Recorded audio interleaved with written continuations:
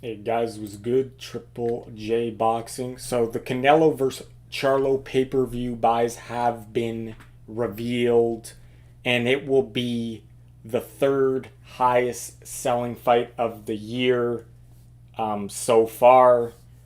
And it sold around the neighborhood of 650,000 to 700,000 pay-per-view buys. That puts it behind Gervonta Davis and Ryan Garcia at 1.2 mil for that fight, which is expected. That fight, both fighters have a lot of big fan bases. A lot of the young casual boxing fans follow Gervonta and Ryan.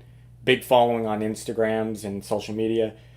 And the other fight that beat Canelo is Jake Paul versus Tommy Fury. Now that's ridiculous. That's the state of boxing, guys.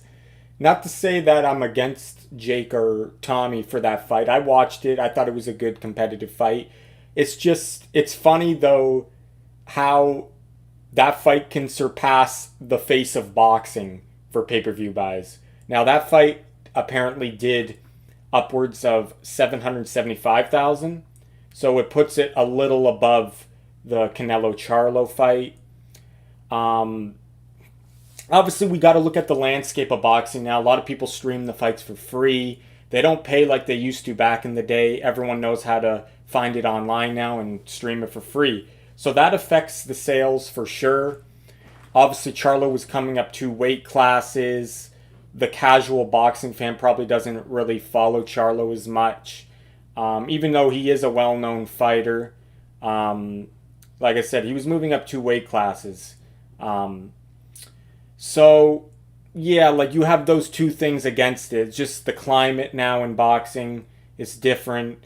And like I said, the fight was not someone like if he was fighting someone like a David Benavidez or someone like that. Even the Caleb Plant one, I think, did more. Um, but so it is the third highest pay per view selling fight of the year.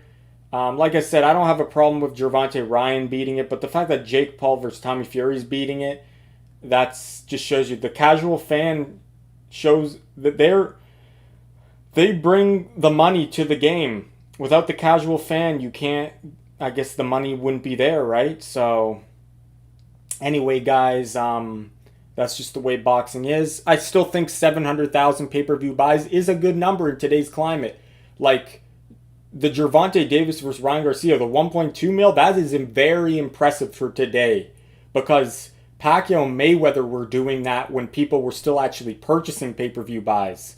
But now, like I said, the climate's totally different. People are streaming it.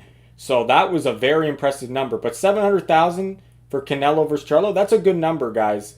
It's just funny how Jake versus Tommy beat it. I don't get that, but we'll see what Fury versus Ngannou does. That will probably be pretty high in pay-per-view buys because the casual will show up for that fight. And then obviously we have the big one, Tyson Fury versus Usyk, which might be next year. So we'll see what that one does too.